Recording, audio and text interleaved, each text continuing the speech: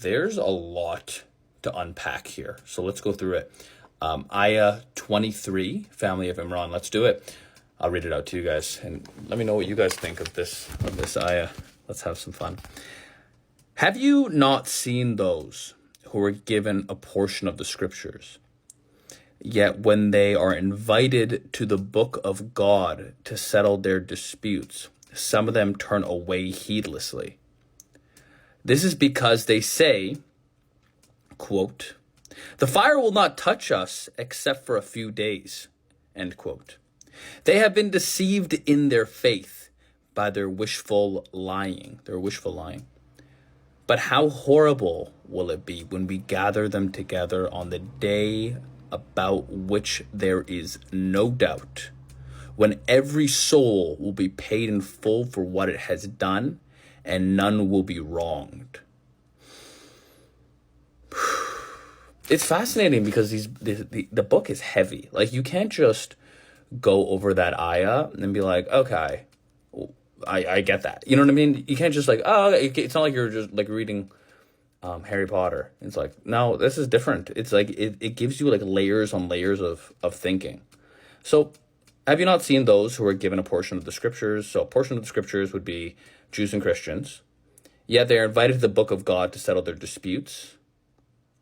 And they turn away heedlessly. Or some of them turn away heedlessly. And I think the some of them there is known to, like, look, it's not all of them, right? It's these people. So be careful of these specific people. And another claim of evidence that I'd have to some evidentiary claim, evidence to fulfill my claim here is when every soul will be paid for what it has done and none will be wrong. So every soul will be paid for what it has done. So you can't look at people as far as a group. You look at people as individuals. So in this context, I'm sure they're talking about the Jews and the Christians, and they're talking about individuals who are given a part of the portion, who have connected with God in some way, but in other ways, they just turn away heedlessly. And I think maybe in this point of the book, they're talking about people from other faiths, because the people who were the followers of Muhammad were trying to follow Muhammad in the most pure fashion. But I'm curious to see if that's what happened to Muslims, really.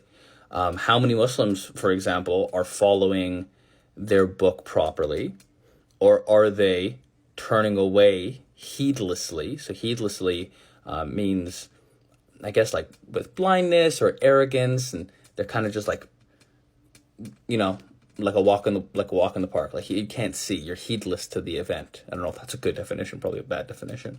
But I wonder how many Muslims are doing that, who are like kind of like looking at the religion, going, I like this part and not like this part. But if it is the truth, should you follow it entirely? And like, what does that even mean?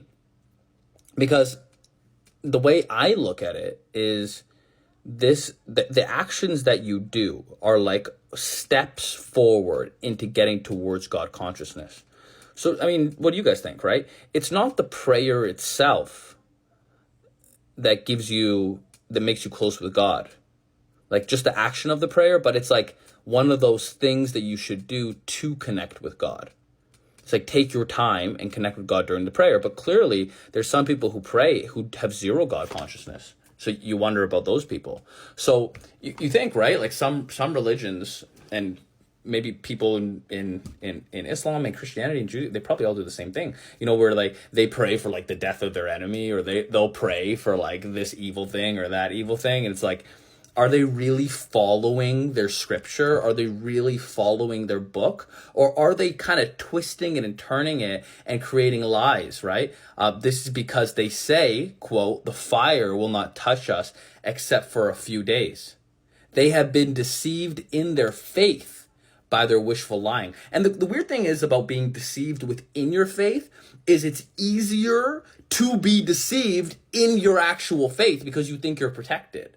You know, like if you're doing something and you don't really know what the rules are, but other people of your religion are doing, you're like, it must be good, right? Like if you're like, I don't know, in some like religious kind of cult, or like you're following some leader and he's like, even if you're like, if you're Muslim and you're following some like religious leader, how do you know that he's not leading you astray? Or you're like a Christian, you're following some Christian leader, like how do you know that he's not leading you astray? It's like you're more likely to go astray. It's like the snake in the garden, right? It's like the idea, and this is a great idea. It's like, why does the snake appear in the garden? It's like, because the garden is a place where snakes are not supposed to appear. It's like, if the snake appeared while you were in a bad area, it's like, I can expect it. It's like, no. Where did the snake appear? The snake appeared in the garden. Where did Satan deceive Adam? In a place where things were heavenly. So what that means to me, I don't know if this is kind of like to the side, but I always thought this idea was really interesting, because when you are in a religious situation, it's so easy for you to get unreligious based off your religious presupposition. So you like presuppose that this is right and you're the right side because you're the right religion. You got to do this because the religion says so. It's like, which part of the religion says so? Is it the book? Is it your interpretation of the book? Is this some priest or some imam or some rabbi's interpretation of their book? And like, where are they getting their interpretation from? It's a difficult thing to do. And this is why it's important to be God conscious, like to try your best to connect with God. So if you're praying to God, connect with him. You know, it's one of those avenues, like fasting and praying, or one, like it seems like to be like an avenue or like a road to connect with the creator of the universe, the source. And that's really essentially the way I'm looking at it. And it's interesting because like how many people who like use the Quran ignore one part and then talk about the other part, ignore one part but talk about the other part. It's not your little personal handbook. It's like you have to make a decision, essentially. Is like, is this true or is it not true? And I think that's totally okay to do. You should argue with every book that you read. You should be able to say like, hey, like I'm gonna have a value system. And then what I'm gonna do is that's my value system. I'm not gonna have competing value systems. I was thinking about this, my brain goes, I was thinking this from like an anxiety perspective, and it seems like this is just my observation of the world. It seems like people have like anxieties about things when they have different sets of values and they don't know which value to chase after. And what the good thing about religion is, and it seems like any religion, where it's Christianity, Islam, Buddhism, whatever, is it'll give you a value system in which you can follow. And if you follow that value system and it's a good value system, then you feel like you're more at peace. Like I meet a lot of Christians and they're so cool with being Christian. That's their value system. They like it. It has the rules. They have their wife. They have their belief in whatever. Christians believe different things depending on the Christian, but they have their like the belief system really similar, and like doing the right thing, love the neighbor, the whole thing, and they love it. And then you meet some Muslims, same thing, right? I mean, they have their situation. They love it. You meet some Buddhists, they have their situation. They love it. It's like, yeah, where does morals come from? But at the same time, it's like, at least you know your value system and you're going to follow that value system. Because at the end of the day, I think the right path is the path to God consciousness. So you can have these actions like fasting, praying, all those stuffs. But at the end of the day, what you really want is God consciousness. There's people who pray, there's people who fast, people who do all the work, but their hearts, it seems like their hearts are still dark. You know, there's people who do those things, their hearts are still dark. So you be mindful. Be mindful. I guess that's what I'm thinking. It's like, be mindful of like the things you do, the things you say. Be God conscious with all of your actions. Don't be heedless in the way you do things, because every soul, every individual soul will be paid for in full for what it's done.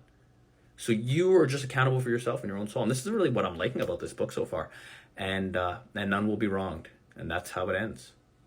Thank you guys for listening. I'm enjoying these rants. They're fun. And I'm learning stuff. And the comments are cool because I'm learning a lot of stuff. So I hope you enjoyed. Goodbye.